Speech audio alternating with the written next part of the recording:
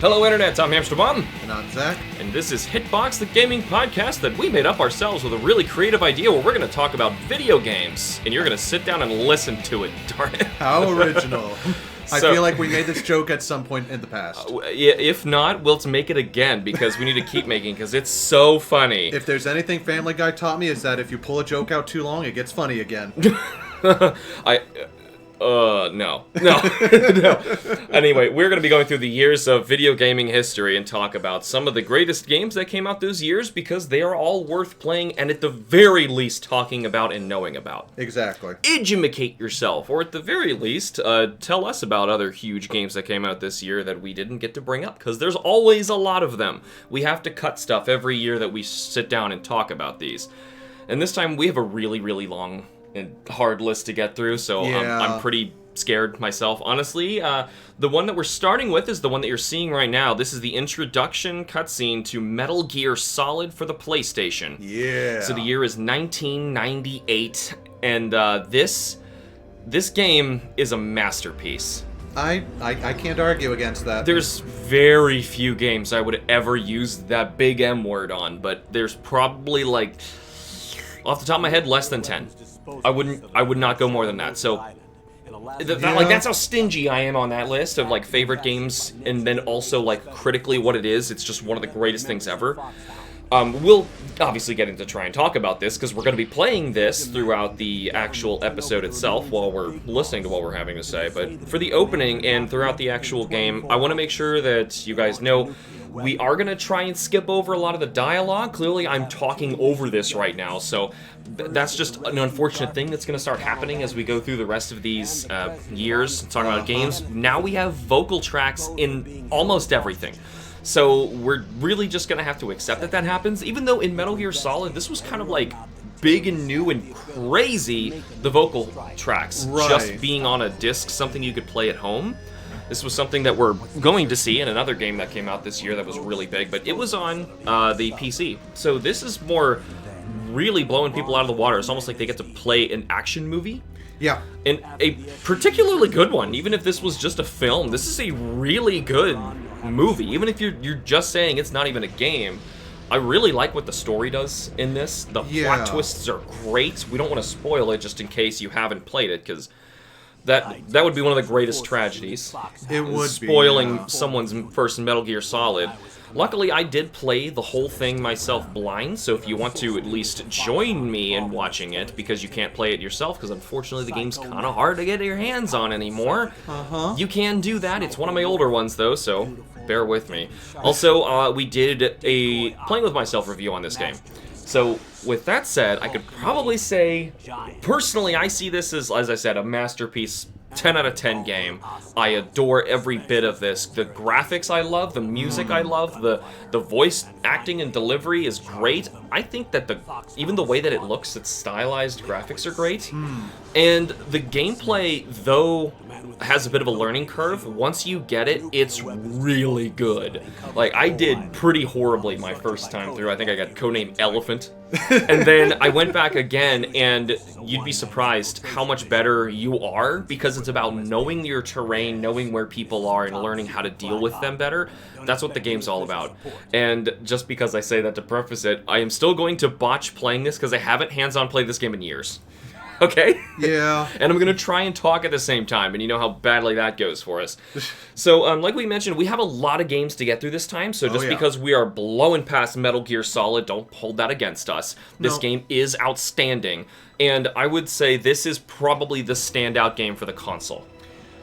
Yeah. This is like the reason.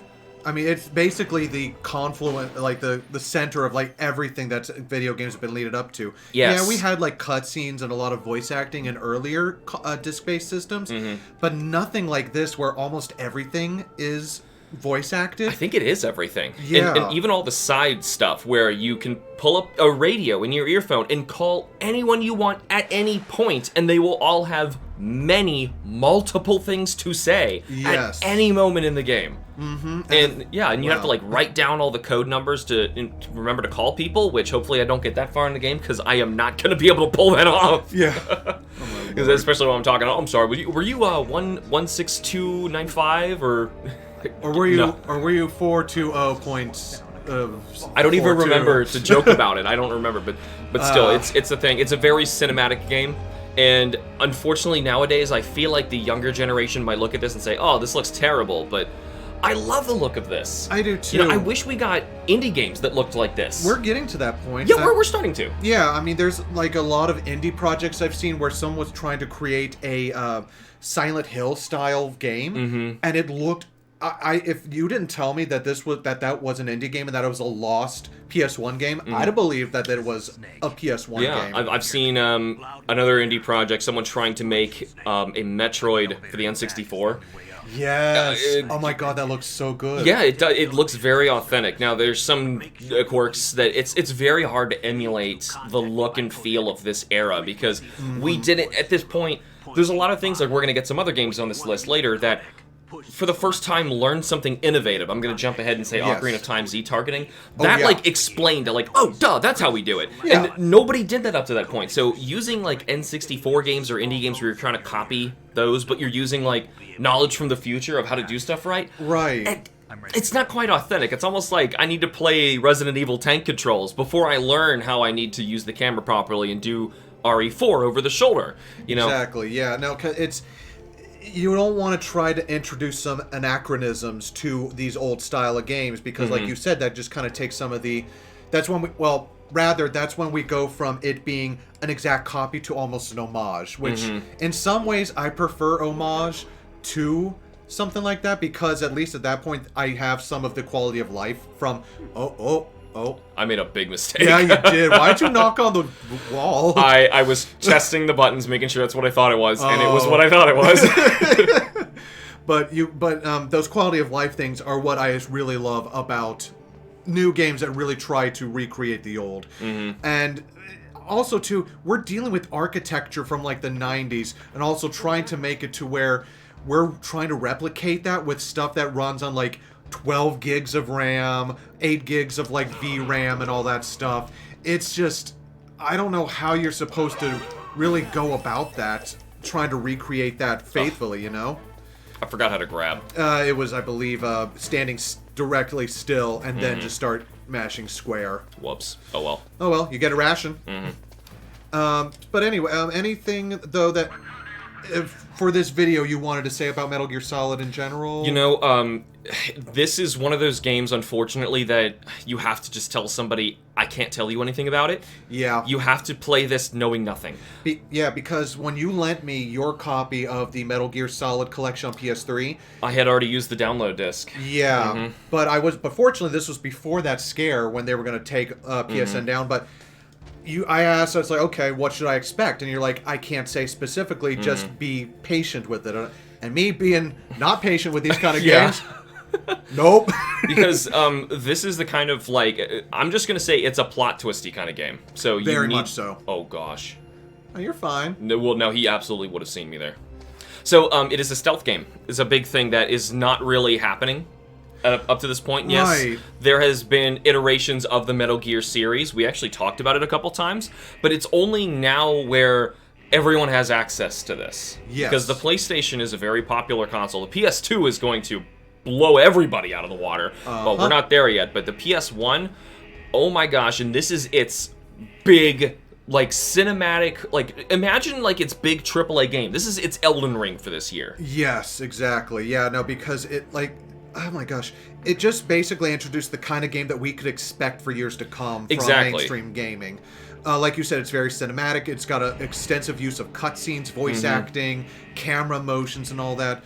You know, it's if you really think about it, its fundamentals are not that much different than from something that we would see in like God of War or The Last of Us now. Right, and those games really don't start happening until somebody experimental and like loving video games as an art form wants to take those strides forward. Because if you're just a corporation and you want to make the money, you just copy what the winners did before you. That's why we've seen so many games like Breath of the Wild lately. People just look at, oh, that's what people like? Oh, okay, well, that's an easy thing for us to do. Just slap our character on it, change up the environments, and there we go. Well, hopefully we'll make a ton of money. Sometimes it works, sometimes it doesn't. Usually it doesn't when their heart's not in it. Exactly. And this is very much a project with Hideo Kojima's heart all over it. Oh, for sure. His loves, his influences, his interests, everything. I mean, I had no idea what the overall story was, but I could definitely tell this was the vision of a singular dude. Despite the fact that there's like tons and tons of talented people who worked on this. Yes.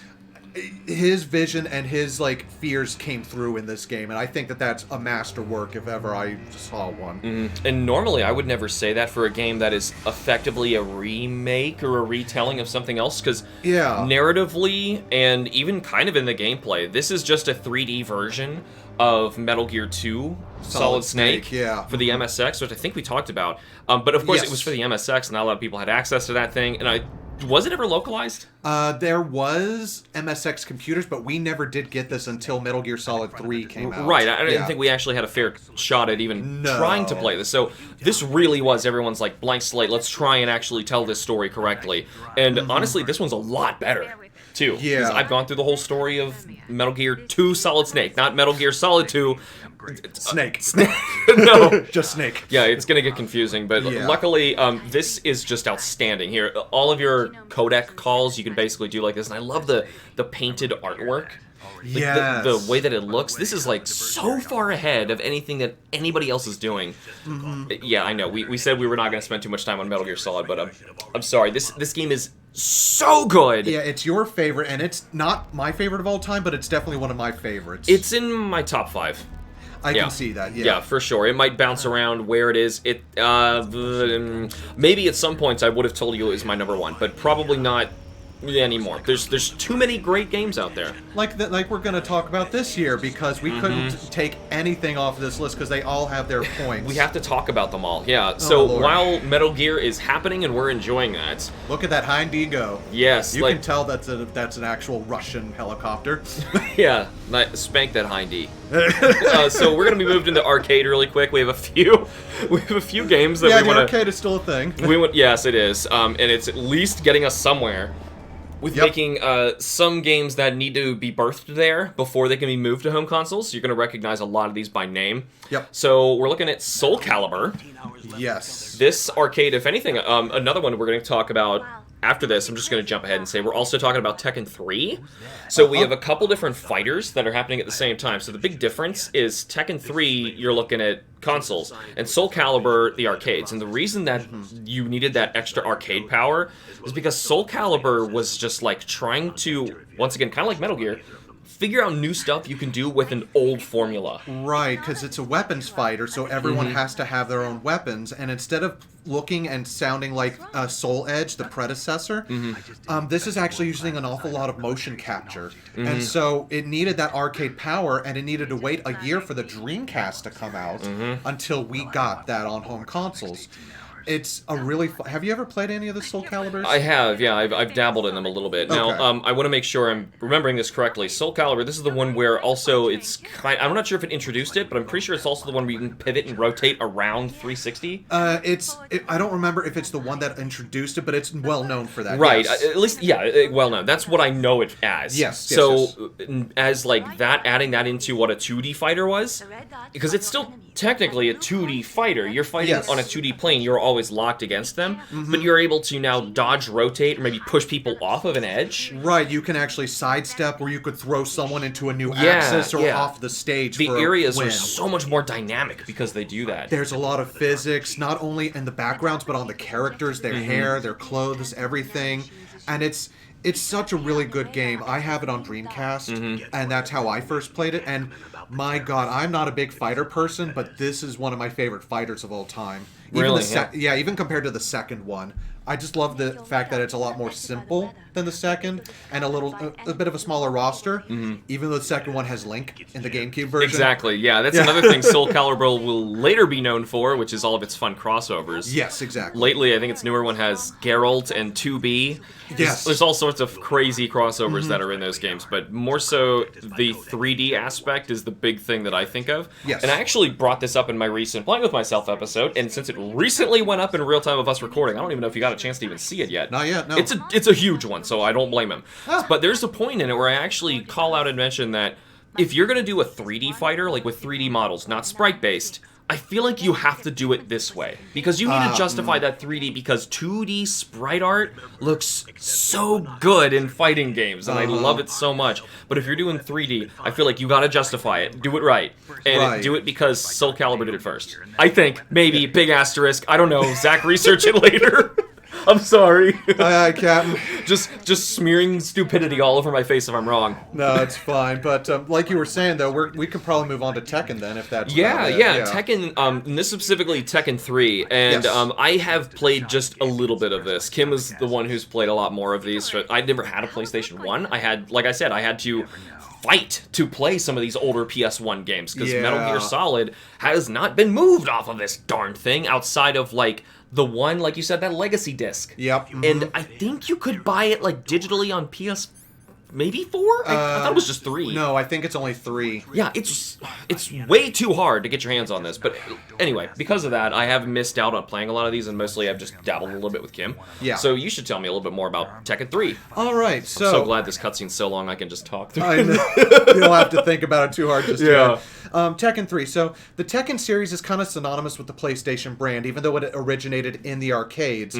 Although Namco favored the PlayStation at the time, over something like the Sega Saturn and especially the N64. So yeah, though you would never be able to pull this off. It would look like Virtua Fighter or something. On the 64, yeah, exactly. But so because the arcade versions of these games are actually built with the PlayStation in mind, so it was very easy to take from arcade to PlayStation. And with Tekken 3, I played it some, not this one specifically, but all I know is that like this is the one that basically perfected the Tekken formula, the whole blocks, the button combinations, because the thing I like about the Tekken series, each of the face buttons correspond to a different limb. So like X and circle, I believe, are your left and right leg, and square and triangle are your left and right arm, and depending on the combos you put in, you can actually pull off some really cool special moves. Countering is a heck of a lot of fun in this one.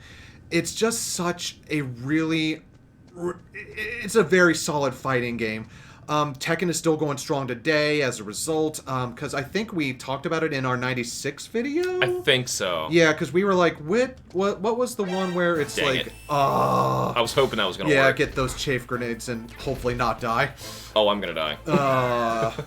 I don't know as much about Tekken as I would like, but then again, fighting games are not exactly my forte. Yeah, mine either. If you wanted to go back in time and try this out, please do. I mean, you know, aside right now, from... we're actually messing around with a PlayStation Classic, so if you have the ability to get it, both Metal Gear Solid and Tekken 3 come with it. Right, that's right, I forgot about that. Yeah, so yeah, if you have that, please give it a shot. And then if you're tech savvy, then you could just, put whatever you want on it, but, I mean, I don't know how you would possibly do something like that.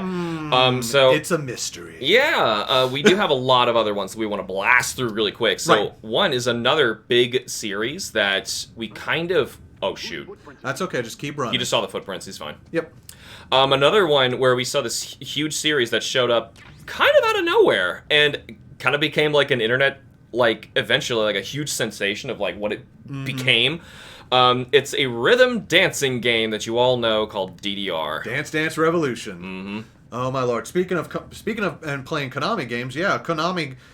I hate rhythm games. I do not have a good sense of internal rhythm, but... I'm terrible at these. Yeah, but I really do love playing it just for the sheer fact of, like, just it's a workout. It can actually be a workout, especially on higher difficulties, because, you all know DDR. It's got the arrows on the stand that you tap to the beat to get points, and if you have a really good rhythm, you can actually accumulate more and more points. And it's full of, like, a lot of, like, J-pop and a lot of, like, different renditions or covers of popular songs at the time. There's, like, 10 million of these things. Yes. Yeah, so you can basically play any one of them and you get pretty much the exact same... Oh, no! Oh, come on! You just barely got me. Yeah, right. But you I'm just gonna go where I need to go. Oh, shoot. No, I'm not. Nope. But you can play any of those games, and it will basically just turn into, it's the same thing.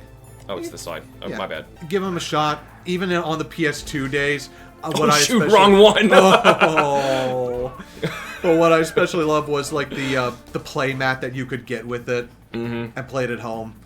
much to the chagrin of everyone else in your home. Yes. But yeah, give it a shot. Yeah, we have a if mat you will. downstairs, and it shakes the house if you use those things. But yeah, that's all I've got to say. Anything you want to add? No, it's Okay, DDR. let's move on. It's just, this is the year of DDR. It's going to happen, and It's actually, it's just one of those, and it will perpetually keep happening. Yep. It's just one of those games that, like, kind of took over, and no one really saw happening, because it's just such a weird thing. And there's a million spin-offs of it anymore. Oh, did I turn their dialogue off? That was a mistake. Whatever, we're going to blast through what he had to say. Yeah, whatever. Didn't mean to do that. That's okay. We're not listening to him anyway. So, yeah, the next one we want to talk about, and luckily, I'm in gameplay segment. Zach, you get to talk all about Medieval. You really just wanted to talk about this game, didn't you? Very much so. So for those of you who remember, a couple years back, they actually remade this game for the PS4.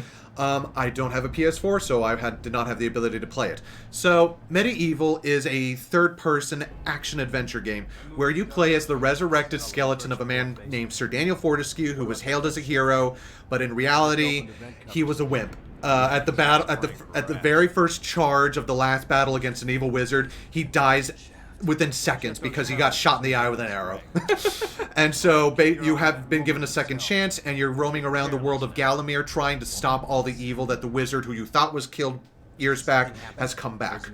And it's a fun hack and slash with hack and slash elements in it. Rather, you start out with a short sword and a shield, or if you don't have a sword, you can rip your own arm off and use it as a club.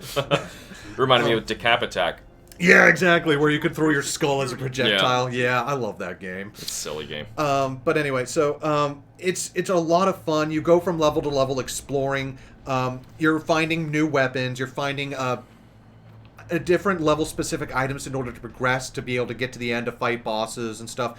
The main goal, or the main side challenge, is to get what are called the chalices, where if you destroy every enemy or destroy enough enemies to completely fill the chalice, you can pick it up and go to a place called the Hall of Heroes, where when you talk to the heroes, they can give you upgrades. So instead of having to rely on a crossbow, which fires, not as good bolts, you can get like a bow and arrow with magic arrows. You can get better equipment and all that. You can get more life tanks. And it's a heck of a lot of fun to actually explore. The one thing I will say now about it is that it still is pretty janky in the fact that it's like, it can be a little hard to control, and the camera's fixed. So sometimes you'll just kind of sit there and just have a sudden camera move, and it just can mess you up. Especially if you're not used to the circle button being your jump button. People were figuring this out at this point. Yeah, but it's really fun. You can get the remake. I would suggest getting the remake to at least see what it was kind of like back in the day. But yeah, give it a shot. It's hysterical too. Everyone just keeps calling you out for not being a hero. And when Daniel Fortescue speaks, your character, he doesn't have a lower jaw, so he just grunts and groans. The thing, it's like, oh yeah, funny to see you here, Sir Daniel Fortescue. It's so good. There's also...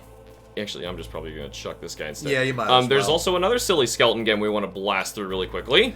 Oh yeah, what silly skeleton game is that? Is that Grim Fandango, maybe? Grim Fandango. Did I really just... No, I didn't. No, I thought you're I got seen as I started. Oh, that would have not been fun. Yeah, but Grim Fandango, that's the one we're talking about. Ooh. Yeah, you want to grab those early. Yeah, you do. Oh my lord. I missed those my first playthrough. So did I was so mad. I know. But Grim Fandango, have you ever played it or know what it is? I know what it is, but I haven't played it. Okay. And I'm playing Metal Gear. As you saw earlier, that can end really badly if I'm not paying attention. So. Okay. Grim Fandango is basically the swan song of the adventure, point-and-click adventure genre as we knew it back in the day. It was made by Lucasfilms and created by the guy who would eventually go on to make Psychonauts and Broken Age. Oh my lord, his name escapes me. I'll put it up somewhere on the video. Yeah, I'm forgetting as well at the moment. Oh my lord, because I love him and I love his games. Anyways, so you're playing as... he makes a lot of silly games. He was actually really well known early on in Lucasfilm for helping to create the Monkey Island games. He did Full Throttle, and like I said, he would go on to make Psychonauts, one of my favorite platformers. But you play as Manny Calavera, and you're the Grim Reaper in a Dia de los Muertos inspired afterlife, full of a lot of bureaucracy. And I don't remember exactly the whole point of it, but you're trying to basically get to the, like, get out of limbo or get to limbo. You're going on a journey somewhere, and it's just shenanigans the whole way through. It's a completely 3D point-and-click adventure game, and the weird thing about it is that you had to use tank controls to get through. You couldn't point-and-click everywhere like you could with every other point-and-click adventure game, which really threw a lot of people off. The thing that a lot of people love about it is the writing and the story, which... You know, again, I have the remastered version sitting in the backlog of my Steam. Don't we all have that situation? Yeah, my playlist is a mile long. If anything, I think this series might just be making this worse for people. Yeah. Is this our fault? We're perpetuating the problem? Well, there's so many games. That's the problem. Yeah. We live in even today, I think we still live in a golden age of video games. Not always in terms of quality, but for the most part, the fact that they are so accessible and that, you know, there are so many that you are never in any dire want to, Oh, come on! Oh. But you're never any dire want to try to get, you know, something.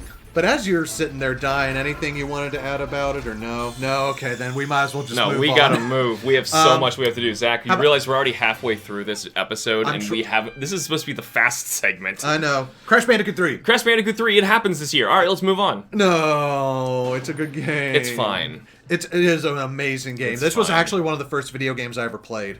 Crash Bandicoot 3. Yeah? It's a heck of a lot of fun. We talked about Crash Bandicoot in '96, talking about how it was basically a 3D platformer where you were going down a tube corridor. So there was some means to try to, you know, put 3D in there, but it wasn't the main focus.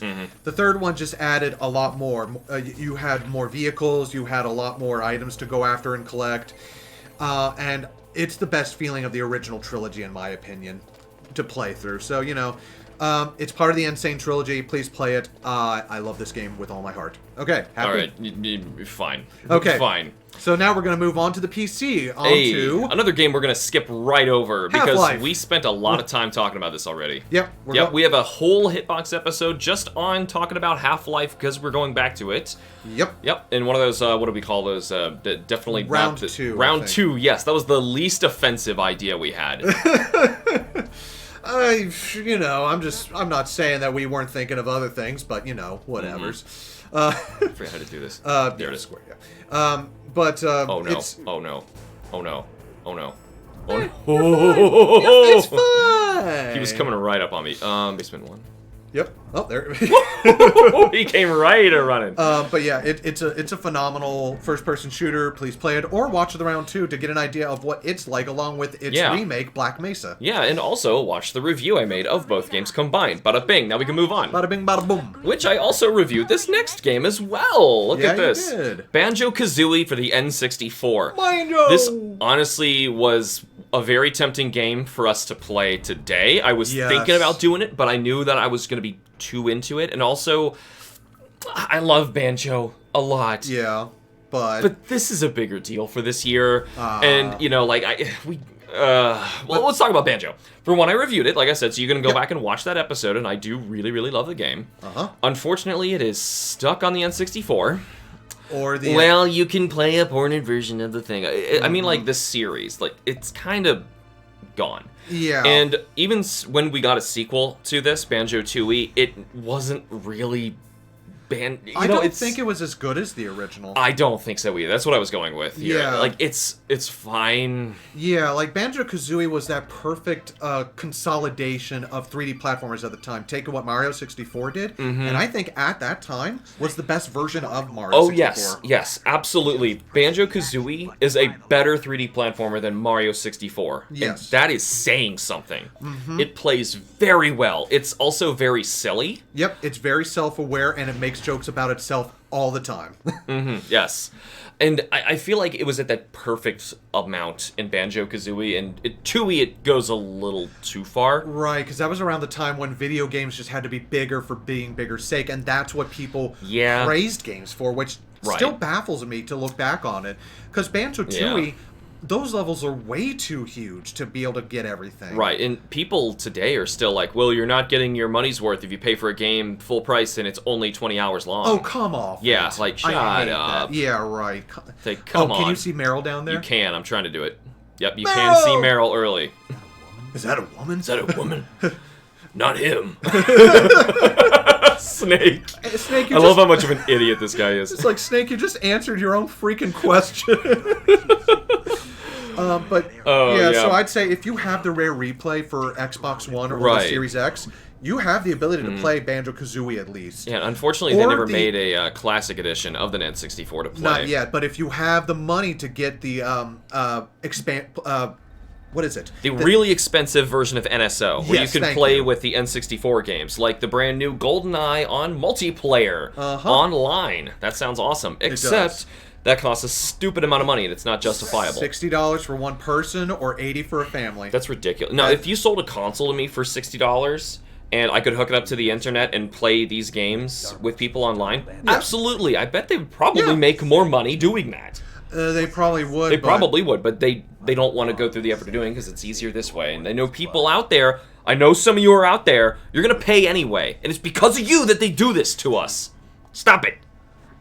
Emulate your games. Actually, I don't know how you can play it. There's probably no other way you can get a hold of Banjo-Kazooie. But anyway, yeah, play Banjo-Kazooie. To be completely honest, I actually played the hardware one, because you lent me the game. Yes, I did. So I did play it on physical hardware. I still have the cartridge. And it's, man, that N64 analog, no matter how good your platformer is, that is your worst enemy. Unfortunately. Or the camera. The camera is not the best in that game. It can screw you over. And to be completely honest, it's also really tough to 100%. Because it really is, yeah. I was able to do every level other than Rusty Bucket Bay. That level is just crazy hard.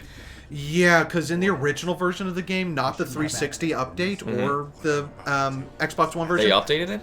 Yeah. They actually had updated versions on the 360, which you cannot get anymore. That's why I couldn't beat Grunty, because I couldn't get the bonus for having 100% of all the jiggies. Because of the updated version, it and actually the honeycomb pieces, right? Yes. You get like an extra whole health bar, I think you get. You got double the amount of health. Yeah, and didn't you get double eggs and double wings? It's ridiculous. Like, like that's how you beat the final boss. Exactly. That final boss is crazy hard in that. I've done it without any of those. A neighbor of mine did as well. I watched people do it. But yeah, watching speedrunners play that game is insane too.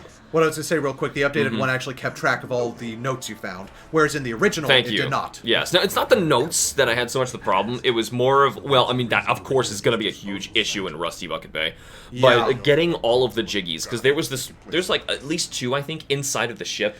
That, like, there's insta-death pits if you just tiptoe incorrectly, and I think there's even enemies in there. There is, it's crazy. Because you're talking about the one in the engine room where you have to it's a nightmare. ground pound the thing. Yeah, there's, like, propeller blades and all sorts of stuff swinging around, knocking you crazy. And then you have to get back out to get to the propeller on the outside before it revs back up. I think this game's easier.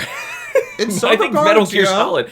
Yeah, well, it's a learning curve too. Once you know where the guards are and stuff. I'm obviously doing a terrible job while I'm talking at the same time, but still, I promise. I think Banjo-Kazooie is actually harder. Yeah. Beat the final boss. I think Grunty is harder than Metal Gear Rex. Once you know how to beat Rex, Rex is a joke. Okay. Well, because my second time through, I don't think I even got shot by Rex. Wow. Okay. Yeah. Rex really can't hit you if you know what you're doing, but because it's basically just keep the chaff grenades constant, and you know how to play in first person by shooting your rockets. Spoiler alert: the final boss is going to be a Metal Gear. It's a giant robot. I'm sorry. I probably should have mentioned. But the game, the game's from '98. Is the spoiler time over? Still, no, we even made the joke. We want people to go back and play these. Yes. So I'm sticking to the N64 and trying to move forward. Yep. There was another game we mentioned earlier, the Legend of Zelda Ocarina of Time. Heck yeah. I have not reviewed this yet. This is probably one of the biggest games that you would expect that I would have done, and I still haven't done yet. I'm waiting, because I've got opinions on this game. Yeah. Luckily, though, it's a good conversation for a Bomb and Hamster persona to argue. Because you can have wonderful nostalgia and fond memories for it, and then if you look at it under a microscope, it's a mess. But it's also a groundbreaking mess. It did so many things for gaming. We mentioned before, I think probably the biggest thing that this does is Z-targeting. Yeah, because I don't think that... I don't know of any other games before it that really implemented something like that. It sure would have helped in Mario 64. In almost any game it would have helped. Imagine that in Metal Gear. I would have missed. You know, I would probably still be alive right now. Actually, in the remake of Metal Gear Solid on the GameCube, that's how you ruin the game. I think we learned that. You get first give it Metal Gear 2 controls and you ruined the game. So yeah, you got to be careful with how you design these things. But anyway, back to Ocarina of Time. It's effectively doing Link to the Past again, which is what a lot of 3D games seem to do when we went back to look at a lot of this. Yeah, it's like, let's just try and figure out how do we even make our game in 3D instead of I would say what like Castlevania did with Symphony of the Night. How do we just make a better version of our game? Right. Most people were in the we need to be 3D because 3D is cool. Yes. And we need to make the games longer because longer is cool, as we mentioned before. This was just the era. And Ocarina of Time is a longer Zelda game than any up to that point. You could probably argue 2, but 2 is just hard. It's not really long. It's hard. Yeah, that's padding at that point to keep it really is. And taking away the RPG elements and just trying to look at, like, Link to the Past. Link to the Past fundamentally figured out Zelda. And I don't think they've perfected Zelda since then. That's a very hard thing to argue against. We'll get there. We have plenty of them to get to. Yeah. I think there's at least 2 other Zelda games in 3D that are better than this one. At least 2. This one's just... It leans so much on Link to the Past in terms of, like, exactly what you're doing, which is fine, because Link to the Past is outstanding. It is. And it figures out a lot of great things to do in 3D, like the Z-targeting, and it figures out, like, the combat. There's just some things that we will learn from later that aren't really fun. Like, okay, when I open a chest, I don't want to have to wait 30 seconds to see that I got a rupee for, like, a 5 rupee or something like that. Right. You know, that's just dumb. You know, or making somebody backtrack just for the sake of backtracking an extremely long distance just so they can switch between adult form and child form, which we should mention. Instead of having Link to the Past's flip-flop do the map over mechanic of Light World, Dark World, now we have Young Link and Adult Link. So you play your first 3 dungeons as the young version of yourself, and then after this point, events in the story trigger. I mean, it's a Zelda game, whatever. You get the Ocarina of Time, which allows you to effectively get into the Temple of Time, pull the Master Sword, and be transported into the future where you're able to play over the same map. Yes. And that's how they padded the game out and get, like, so much more out of it. It works for Link to the Past. In Link to the Past, it's all very different stuff, too. Sometimes even the environments are completely different. The characters are all completely different. You're facing a whole new world on a familiar map. Ocarina of Time's more like you have the map and you're just looking at it in terms of time of what happens, which obviously less is going to happen in 7 years. Yeah. But still, there's a lot of puzzle solving and back and forth. It's a lot of running around, but still, it's very interesting. Time travel was not really explored as a gameplay mechanic that often. At this point. Yeah, we have Chrono Trigger, but like, there's not really much, especially in like a 3D game. This is like a lot of people's first consoles too. Yes. N64 and Ocarina of Time is like one of the games to buy. Yes. If you're probably getting Mario 64. I'm expecting either a Mario Party or a Mario Kart, and you're probably getting Ocarina of Time. If you want that Rumble Pack, you're buying Star Fox, and that might be all you have. Basically, yeah. That justifies the console, honestly. Yeah, because the PS1 was my console of choice back then. I didn't get an N64 till high school when one of my acquaintances back in high school said that her boyfriend got her an N64 and she didn't want it. So for like $20, lucky you. Well, for $20, I got the console. I got 2 good controllers. Ocarina of Time, Mario Kart 64, and Tony Hawk's Pro Skater. Oh my gosh. I will never be able to get a deal that good ever again. Oh my god. You peaked. You might as well die. I might as well. Life can't get any better. It's all downhill from here. What's the meme? Guess I'll die. Guess I'll die. Oh my god. So yeah, I love Ocarina of Time though. I think it was actually my first Zelda game. Oh, that explains a lot. No. My second Zelda game, because I had a Game Boy Advance before I had the N64. Ooh, did you play the Game Boy Advance port of Link to the Past? Yes, I did. I love that version of the game. I do too, because of the little additional voices and the additional like the stuff. extra dungeon too. Yeah. There was a lot they added in that version. But yeah, the similarities between each in terms of structure is uncanny. You go through 3 first dungeons, you get the MacGuffin sword. Oh yeah, it's almost like then you can write down the things that you had to do in Link to the Past. It verbatim is what you do in Ocarina of Time plus padding. Like Ocarina of Time had more side content, but I think A Link to the Past had more main stuff to do. Yeah, not much, but it was still a bit, quote unquote, longer in that regard. But yeah. still though, for a first 3D game in an action-adventure series like that, oh my god, I don't think we could have asked for anything better back then. The only reason I kind of take a dump on this game is because I am directly comparing it to Link to the Past, which is another one of those very few games I'll call a masterpiece. So if I'm going that far, sure, almost nothing can hold up to that kind of standard. I gotta make sure I don't die here. You gotta shoot a bunch of dudes. Yep, shooting dudes. Oh my lord. It's a good thing that Meryl cannot die at this point. No, but you probably will. Yeah? I died here.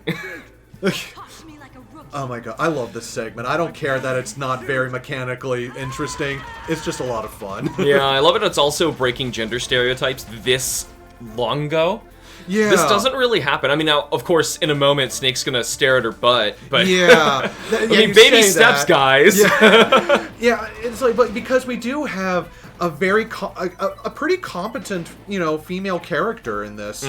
But like you said, too, it's held back by a lot sometimes. Yeah. a lot of butt staring. No, it's PS1 butt staring, so it's so-so. It's only got so much, but still. You know someone was happy for that back in the day, though. Yeah. Anyway, Link to the else? Past, I'm sorry, Ocarina of Time is a great game. I actually, fun fact, only recently beat the game. So what I did was I actually... Whoa! I forgot the grenade. Darn it. Well, I can get up and steal the rations Get another from these ration, guys. yeah. Snake, aim at the... Aim at the dude. Snake, aim at the dude. So yeah, but I want to justify that horrible thing that I just said. So basically what I did, I didn't have access to this game. For the longest time, I had to go to neighbors' houses or friends' places who had N64s. I wanted one, but I've mentioned before, my parents just really hated the idea of video games, and they didn't want me to be anywhere near them. But I saw this game, and I thought it was amazing. I actually saw it before Link to the Past, now that I think about it. Yeah. And I didn't get a chance to actually play it until after I'd played Link to the Past on Game Boy Advance, and all the way farther until the GameCube comes out, and I got that promo disc that I stupidly sold to a friend for like $15. It's like $100-something now. But anyway, that disc came with Zelda 1, Zelda 2, Ocarina of Time, and Majora's Mask. Perfect for me, because that's basically 4 of the big Zelda games that I didn't get access to. And of course, the first one I jumped into was Ocarina of Time, because that's when I saw my friends playing, and that game was cool. I couldn't get too far in, and I don't remember what my hang-up was, but I kept like starting the game over, and then eventually when emulating was the fun thing to do. Hey, I physically own the game. That's the legality of when you're allowed to do that. I started messing around with it because like putting cheats in games was funny. Like, so I was like, oh, Link can fly. So I decided to like fly, and I was busting the game all over. I found a way to like get to the final boss as like young Link. I did all sorts of weird stuff. So like I had cleared the game. I had beaten every dungeon, but I hadn't like authentically done it in a single run. So I decided to go back and do it. I think it was like just last year, right? I think so, yeah. Yeah, I did it on the 3DS. I played that version of it just to experience that, as well as like finally say that I've cleared Ocarina of Time legitimately. Right. So now I can make my video complaining about it. But shall so we it's move great. on? I know, yeah, we got to move on. But of course, like there's so many huge things that are happening this year. Like we were talking about last year. A lot of people say that Ocarina of Time is the greatest game of all time. I will fight them on that. It is very good. Yeah. It should be in like the top 100, I think. Yeah. I would say it should probably be in the 100. But I'd say the top 50 or 25, to be honest. I don't know about 25. Maybe 50 if I saw it. But it's very, very good. There's so many games, too. That's what we're jumping over here. If you're doing like action-adventure games, sure, maybe. But anyway, we gotta move on. Yeah, we have another game for the PlayStation that actually, if we wanted, I could jump over and play on that, because we're actually using a PlayStation Classic to play Metal Gear Solid right now. But for the sake of screwing us up and even more, getting me even more confused, I'm gonna try and just keep talking while we mention Parasite Eve. Parasite Eve. Now, you will be the one talking about this, because I have yet to really get through this one all that much. Weirdly enough, this is another game that I have already reviewed. And that's right. Yeah, I reviewed this. Kim and I decided we were gonna play this. I think we started like at around July. Just kind of casually playing it whenever we had time, which of course, two parents of a 2-year-old having free time together, it just doesn't happen. No, especially for a JRPG. No. Now, luckily, it's a very short game. Yes. And the game is a very strange and gory. It's just a lot of things you would not expect, especially out of Square. Right. Yeah, so this is a very strange game. It's basically a horror RPG that you're kind of playing similar to Resident Evil, except your combat, think Xenoblade? I know it's a really weird thing to think of, but first I thought Chrono Trigger when I was describing it to somebody else. And I was like, okay, maybe it's kind of like Chrono Trigger. Maybe it was my original script. I was going to say Chrono Trigger, but Xenoblade actually makes more sense to me because in Xenoblade you get into combat and all of a sudden you're allowed to free roam around the environment, but you still have action-based turn attacks to do, and your attacks will do more damage or less or have different effects based on your proximity to the enemy. Because that's how guns work. Yeah, apparently, yeah, you're shooting a pea shooter. I think I made a joke like you're basically like shooting a spitball at somebody, like that's the range you have, and it has damage that much too. It's nothing. But of course, they had to video game it somehow. Yeah, right. Find some way to make sure that it would work. But anyway, yeah, that's effectively what you're doing for your combat.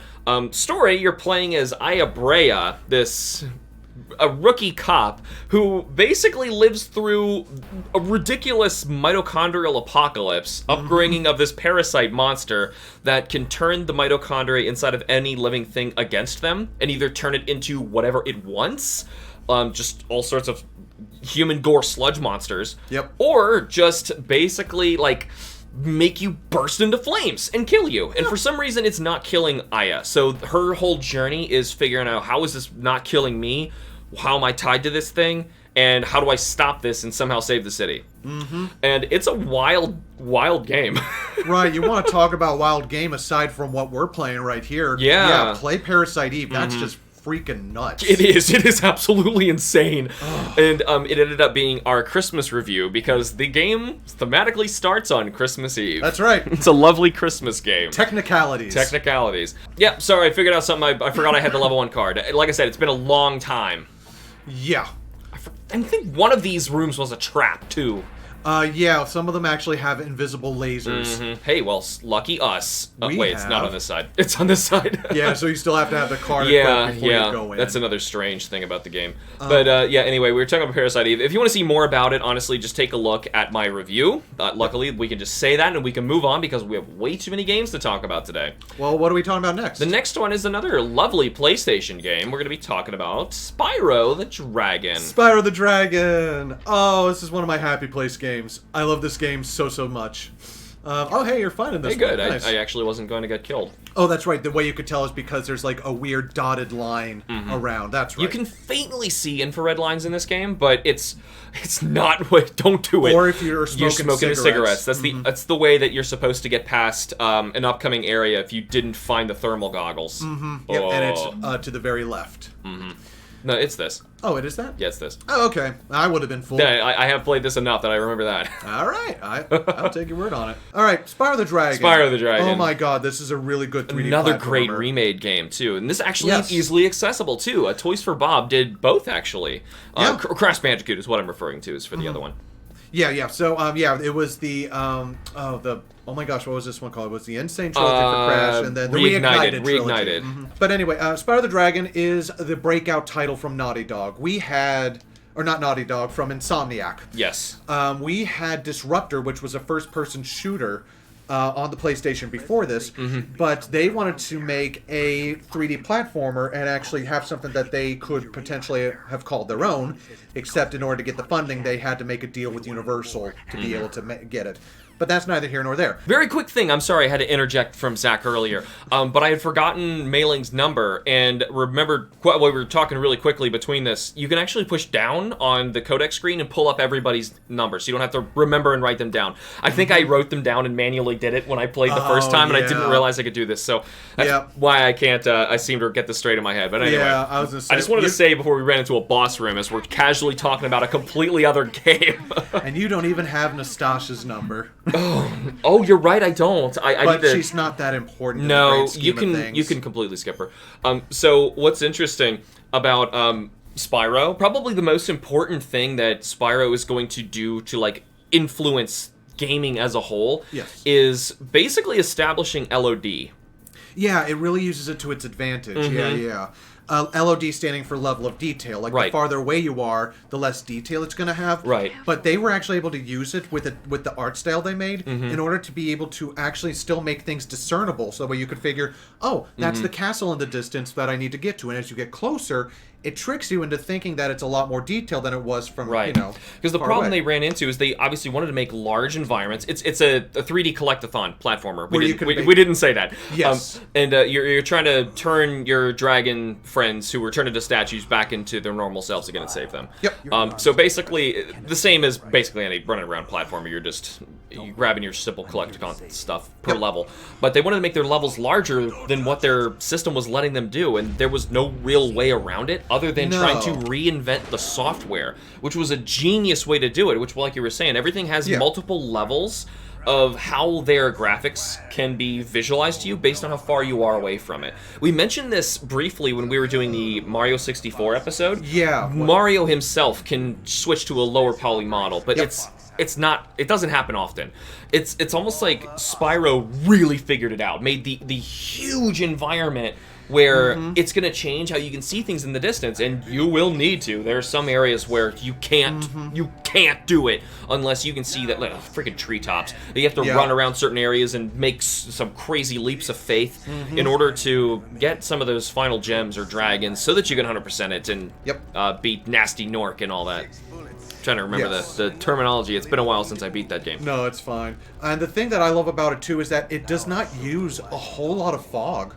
Except for, like, just the swamp world. It's really just to make that LOD look even more authentic. Right, and it makes it feel like the world is a lot bigger than what it actually is. Okay, now, since I just got drawn into a boss fight cutscene, how about, you talk about... Unreal? Unreal, please. Alright, I'll talk about Unreal. So anyway, this is basically... We're not talking about just the engine from Epic Mega Games.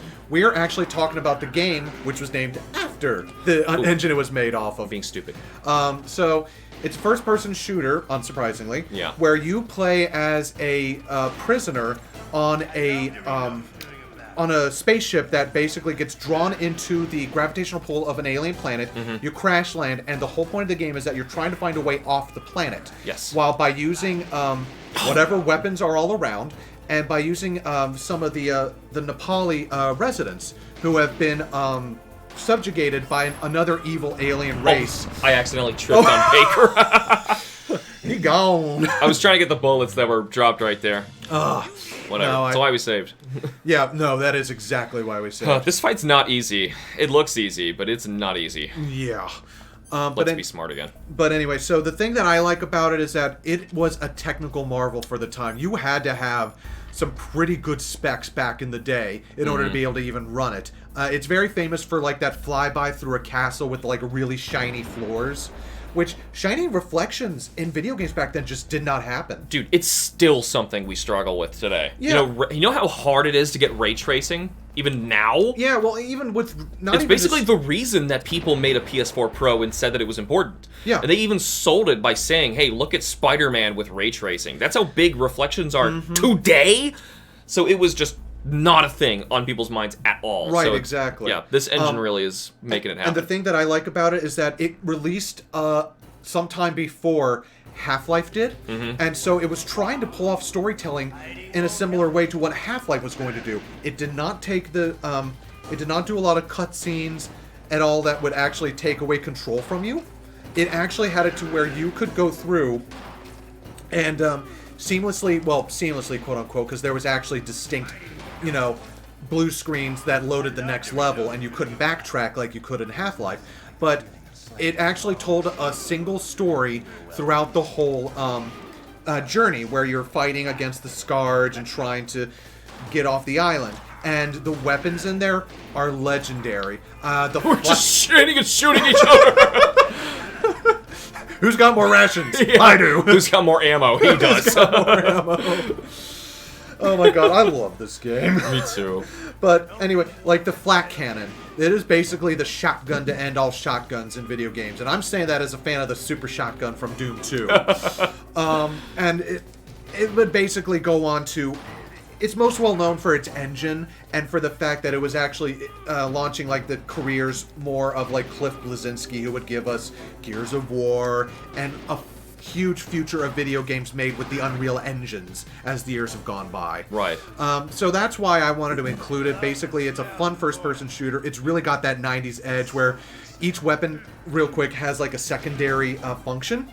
And so with your pistol, your hit scan weapon, instead of just firing normally, you actually hold it to the side, and somehow it's a better thing for it.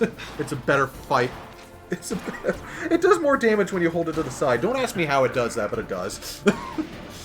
I don't know how he just outran a bullet, but he did. It's a revolver ocelot. Yeah. I don't put anything past the man.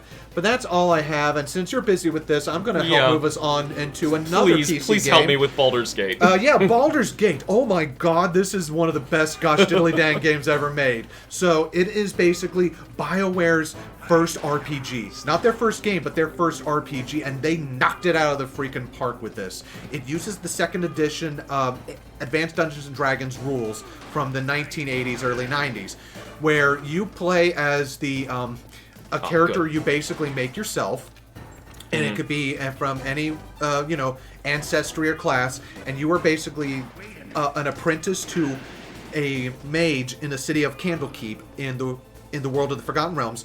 And you're like, oh no, you're special. Oh, okay, why am I special? I can't tell you. You might be killed for it. And it's like, but I've already had 2 assassins try to kill me in the town. Oh, we gotta go then. And so you try to leave the sanctity and the safety of Candlekeep only to watch as your mentor and your father figure get killed in front of you by an evil, basically cool-looking knight in armor and 2 ogres and stuff. And you are basically just left to your own devices in an open world. And when I mean open world, like open exploration. Like, the story is still linear. There you go. Yeah. Got him. You're pretty good. You're pretty good. A lot better than my first time. Oh, man. Yeah, my first time was horrible. There's a death montage of it if you want a good time. Oh, yeah. It's terrible. Oh god, I forget how messed up that is. Yeah, right. For how much they use this character later and they just casually slice his arm off. Yeah, I have a feeling he probably wasn't as important as he would eventually become in early designs. I don't think they intended on him being so huge. Right, I kind of wish that Gray Fox would also be as big too. I love this character. Right, well, I mean, he had a 2-game arc though, so that's really good. To be fair, that's kind of a surprise, but still, anyway. But yeah, so, and it's open exploration. Literally, you can go anywhere. Now, the thing is, if you're not careful, you can die really easily. There are just some random encounters out there that'll just straight up slaughter you. However, I'm happy that games do that though. Yes. Randomly, it's like it keeps you on your toes. Exactly right. It's not like an Elder Scrolls game where it's like you go anywhere you want and it's an appropriate level challenge. No, there's going to be a giant living in that cave who will tear your face off because you walked in on his property, quote unquote. But the thing I love about it is that is the combat system. It uses a thing called real-time with pause. So like a real-time strategy game, you take all your party members and you can tell them what to do, where to go, and who to fight. However, when things get really hectic, and if you notice that something is going to go off that will wipe your party, you can hit the space bar. We give out new orders to your party, and then they play them out as you've told them how to do it. That's which almost is really like cool. Shulk's ability in Xenoblade. That's weird. Exactly. It's almost like you get to time travel and tell people like what you're going to do to stop something from happening that you got to foretell about. Yeah, if someone's going to be like casting a fireball spell, and you're noticing someone is gearing up for it, you can pause, tell your archers to start opening fire and break the concentration of the mage, and then you can start getting your melee fighters into melee range to take them out quicker.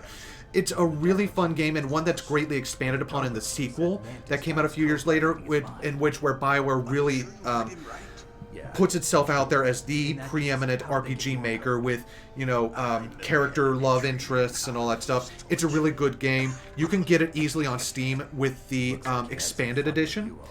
Both 1 and 2, and they play into each other beautifully. There's also a Switch bundled cartridge of both? Correct, yes. All the old Infinity Engine, which is what these games were built on, all those games are available on console. So you can get it on which PS4, is good. That's not Xbox. Something we see of old games, especially of this era. Especially PC games. That's the thing, too. Yes. Where a mouse is required to select everybody I know. and send them everywhere. It's such a good game. I love it. I love old BioWare. Have you ever had any interest in playing it? Or are you not that big of D&D dude? Well, I was interested in trying it. I Okay. remember when it was on sale, I was like almost about to get it and just add it to the giant list of games that I was going to play. Yeah. And then of course like other series pop up. Like I discovered Dark Souls. I discover like, oh hey, SMT's amazing. I should have been playing these forever ago. And then of course like I was like, oh, Xenoblade 3 just came out, and oh, I should play Xenogears. You know how it happens. We all have this problem. It just goes on forever.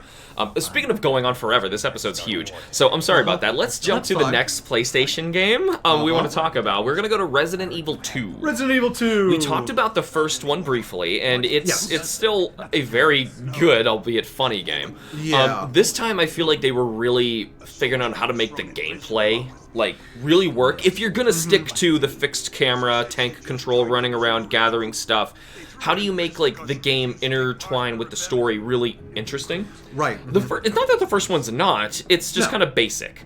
2, you really start like in this Metroidvania area of the police station. Yes. And you've got to figure out how to puzzle solve your way out of this place. That was like a refurbished museum, I think. Like it used to be a museum, so it's got a bunch of basically an excuse to have a bunch of weird stuff in the place that you've got to find relics like of. cool statues, paintings, medallions, and stuff. Yeah. Now, I don't remember if it was originally 3 and the remake brought this back, but were you always pursued by Mr. X? Okay, or was so, that just Nemesis from 3?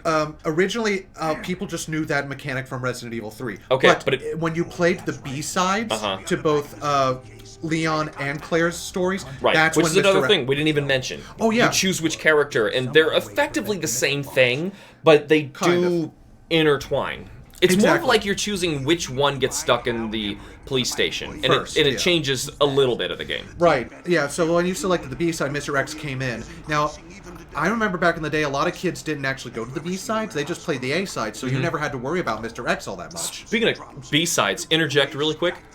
This, like, freaked me out. Yeah. Real footage in the middle of your Metal Gear game. I don't want to keep going back to Metal Gear, but of course we have to play something the whole time. Yes. And, like, we didn't even get to mention this. This, like, my jaw dropped, and you can watch it.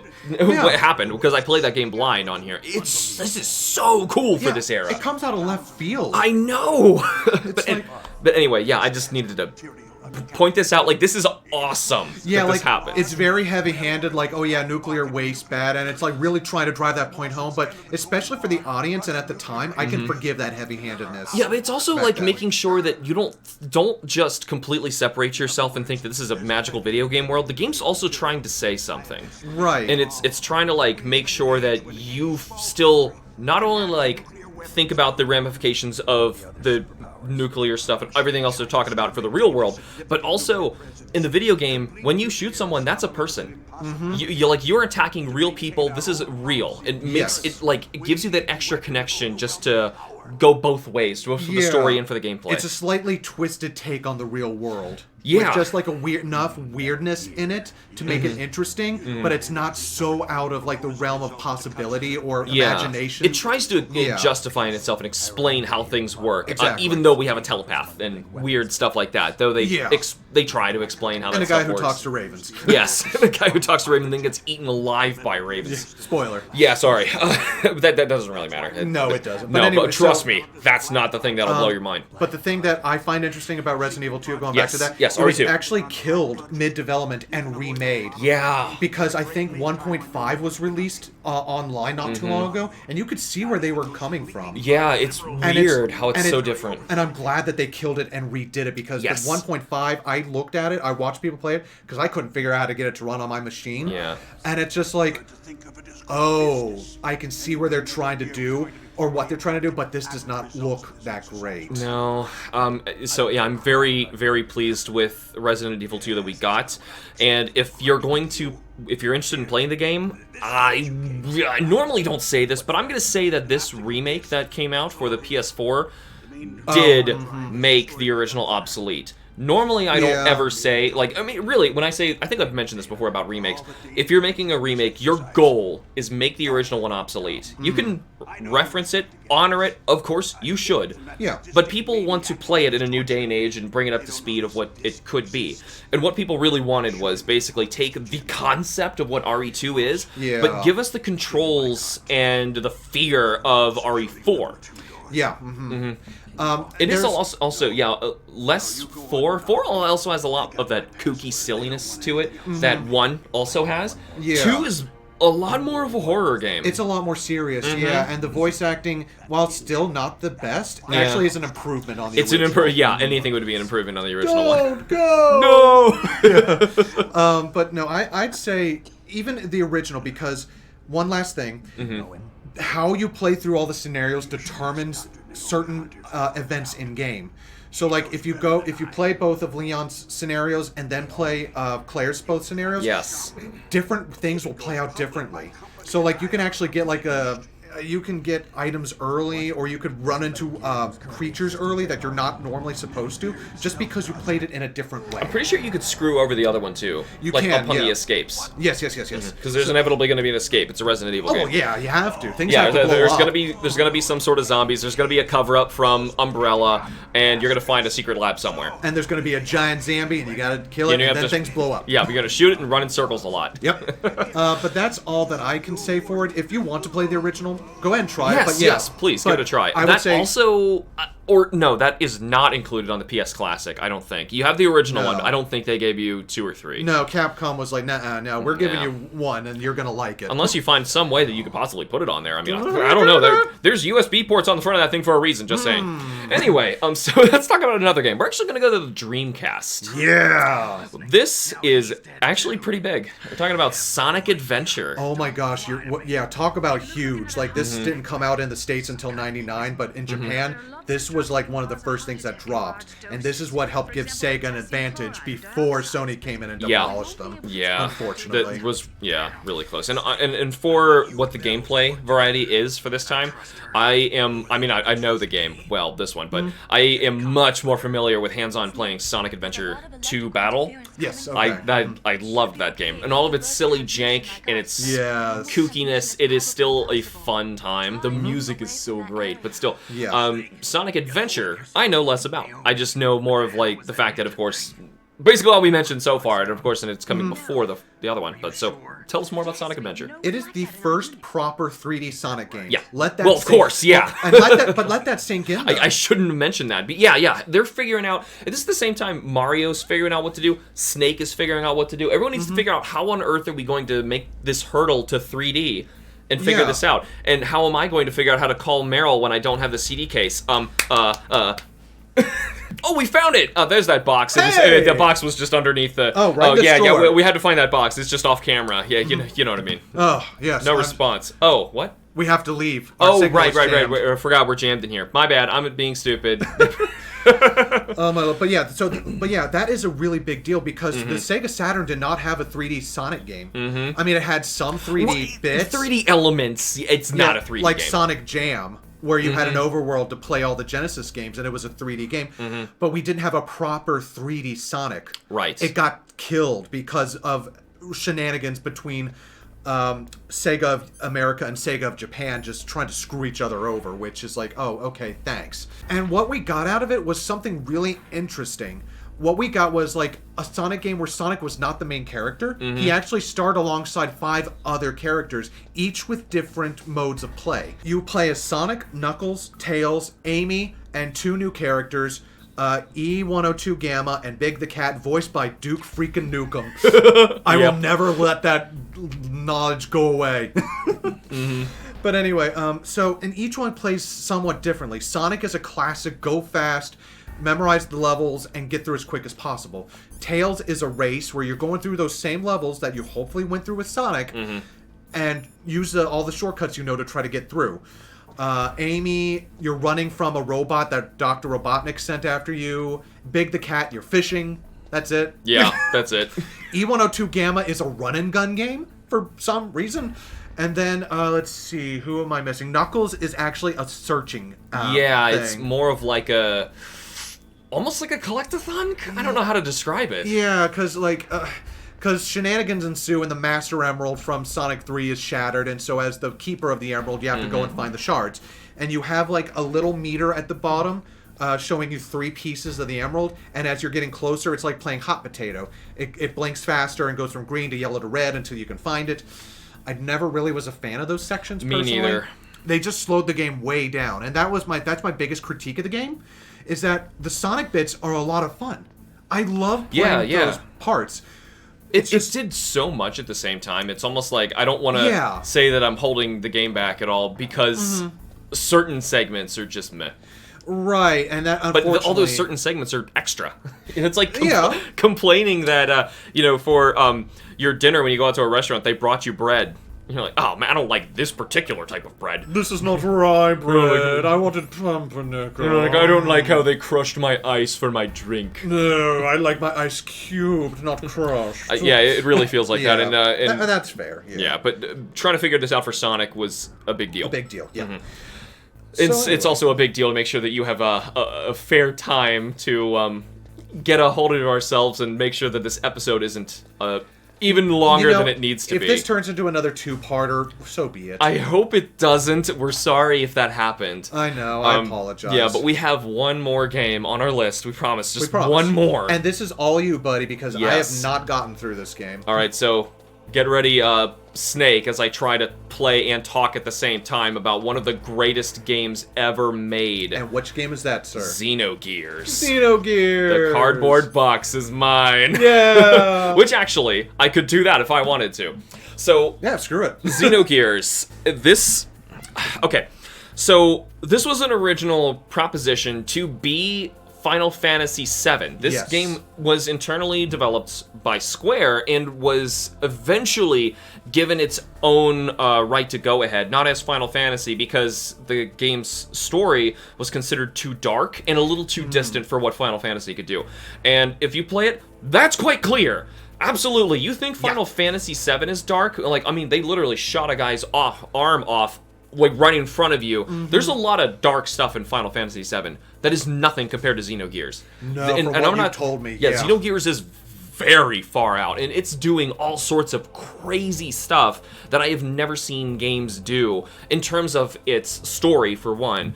Its art style is wonderful, but while we're just going one thing at a time, the story itself, I don't know how to... I'll get to that if I can, possibly later. But the graphics, they actually, the internal team really didn't like how Final Fantasy VII was jumping to 3D too early.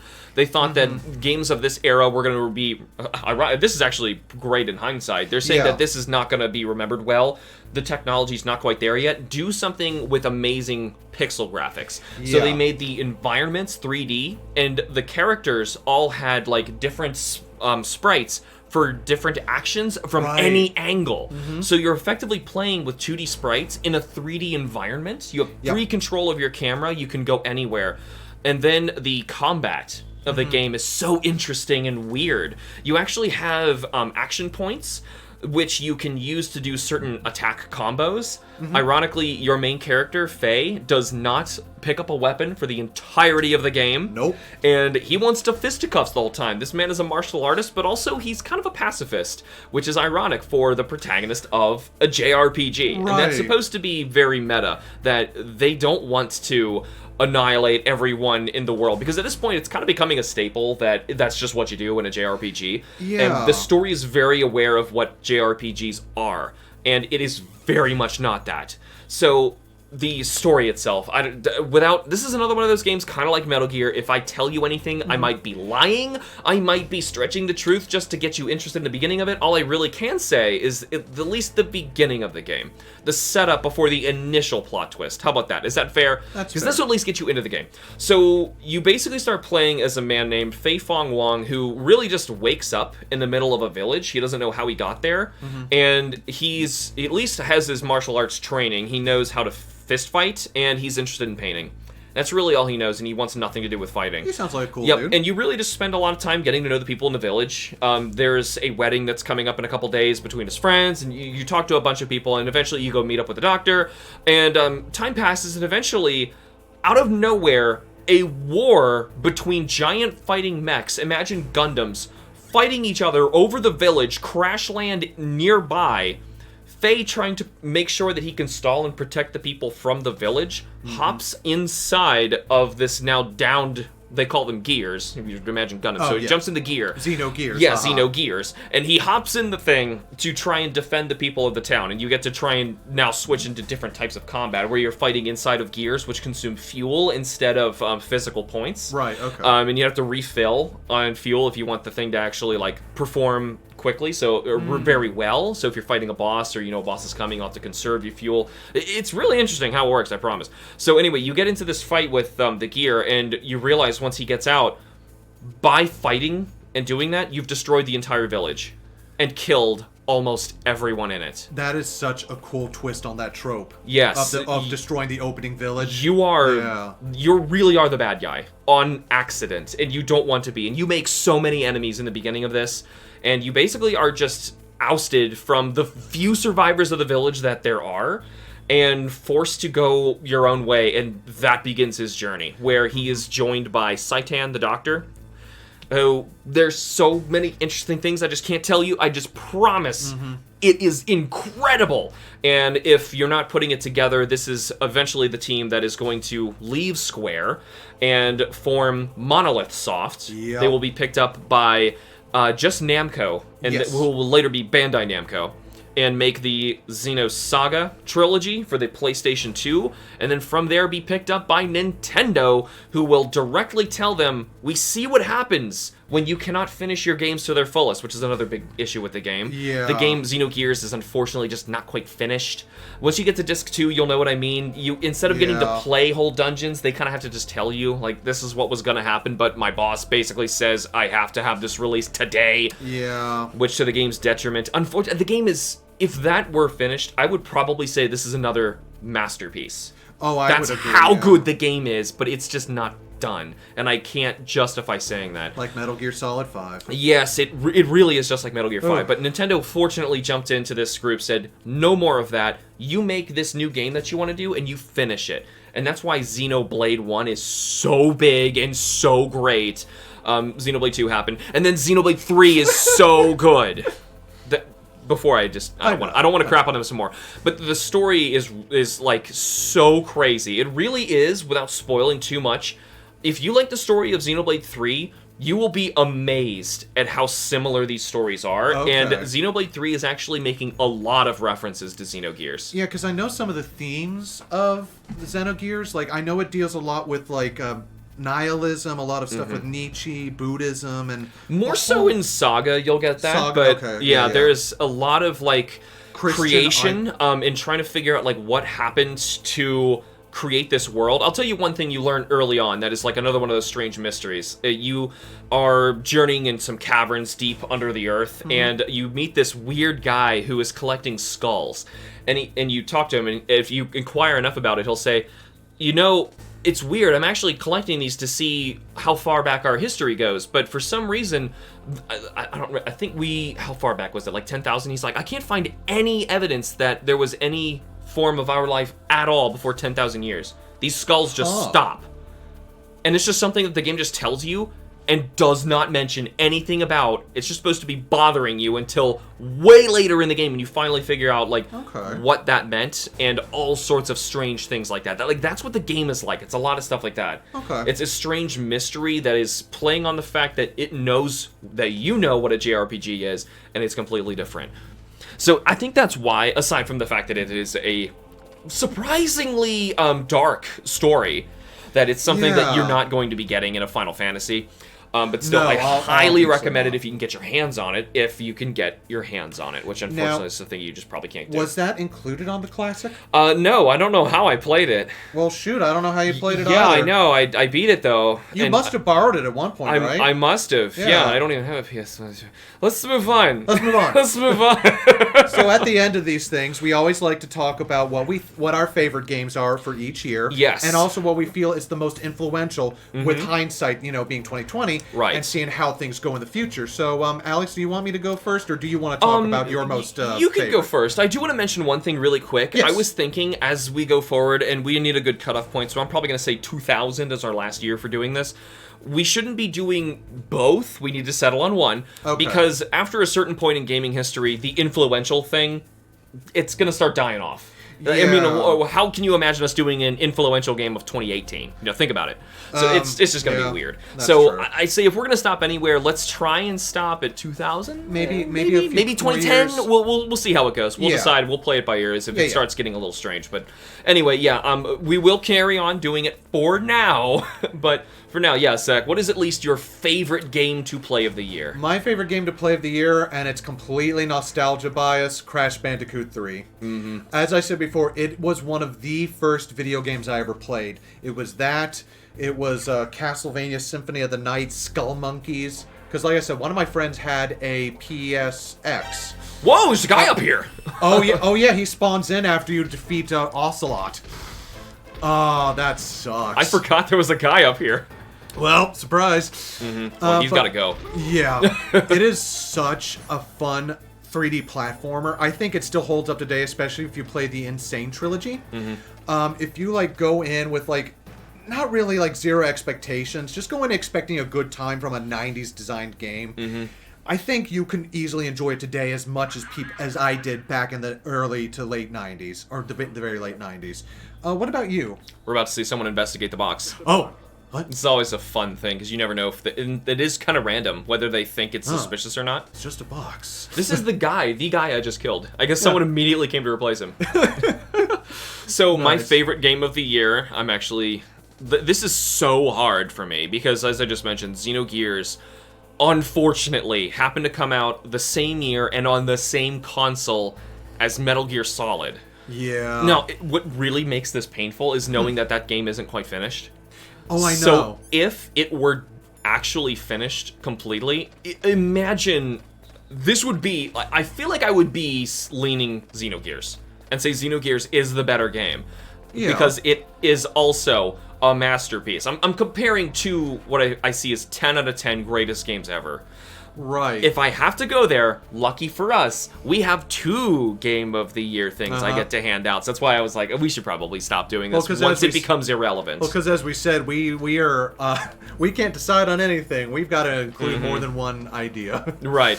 So if I am going to say favorite one to play, I'm going to have to lean on Metal Gear Solid. That's very fair. I do just love the way that this game plays. Oh, this is such a good game. I don't blame you in the slightest. It is outstanding. Yeah. So if Metal Gear Solid, just in its own right, exists in isolation, it's pretty obvious what my next one is going to be. That I would say, I think... Careful. Yep, I know there is a dude in here. My favorite game, just in terms of its influentialness, it's really hard to say, like, which one of these is more influential, because they both are. But I'm still going to settle on Xenogears. Because if that game doesn't happen... I think the game industry feels it more so than Metal Gear Solid not happening. I think I follow you. I think Gear Solid would have happened later.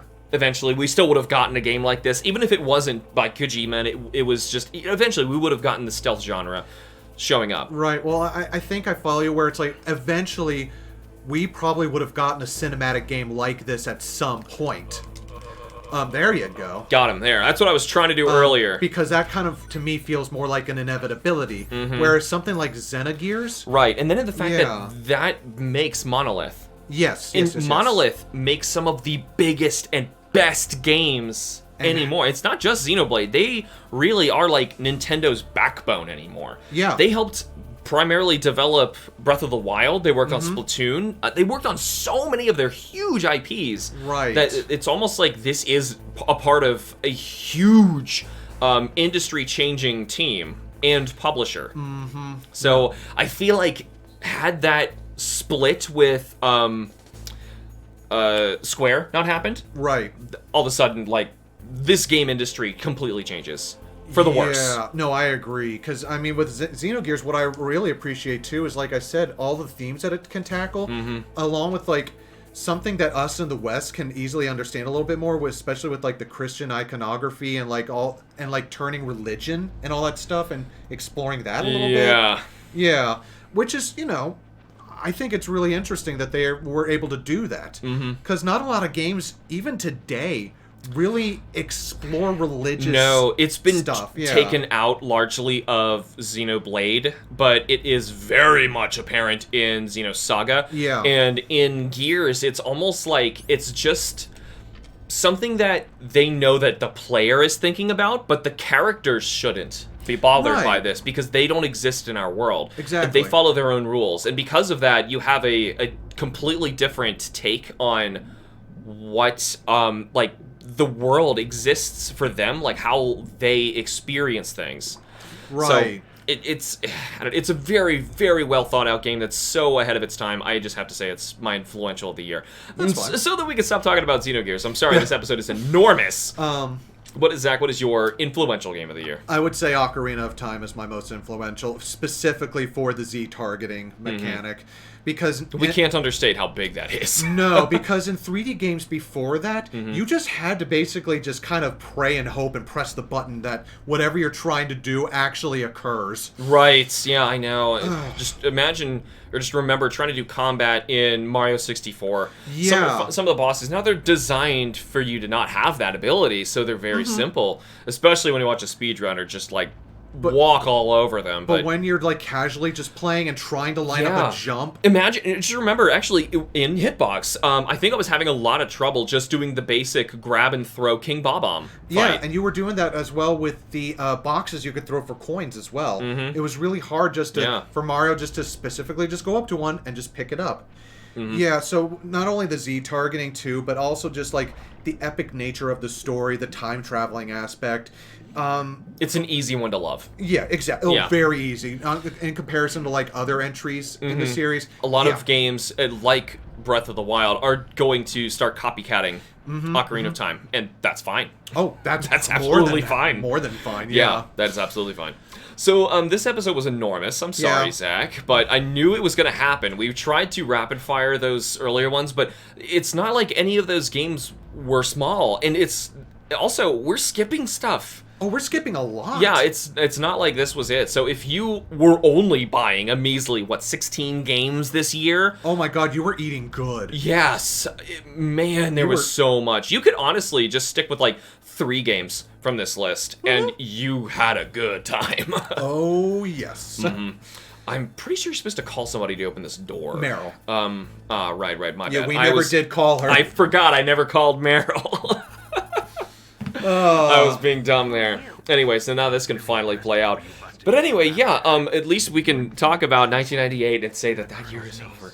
There's true golden year of gaming. Yeah, some of the best games in history. If people are calling out and saying that Metal Gear Solid is one of the best games ever made, 100%. Ocarina of Time, one of the best games ever made, 100%. Half-Life, one of the best games ever made, Banjo-Kazooie, and we're jumping to totally different genres of games too. So this is a point where gaming is really figuring out, okay, this is something that we don't even have to touch again, masterpiece level, and things will branch out and evolve from them, like Xenogears, and make completely different things that is going to take us to where we are today, where we have so many great things to play and even go back on and experience. So hopefully going through this massive episode has at least shined some light on some past games that you can give a try. But for now, I am sorry, Zach, for holding us way over time. Thank you guys so much for tuning into this episode of Hitbox. If you enjoyed the show, you can help us keep it alive by supporting us on Patreon. The link's in the show notes and this video's description. For those of you on YouTube, remember to like the video and subscribe for more, and be sure to let us know what you thought of the show and what other topics you'd like to hear us cover in the future, and special thanks to all of our amazing Patreon members. Hey, I only died twice! Hey! See ya. See ya.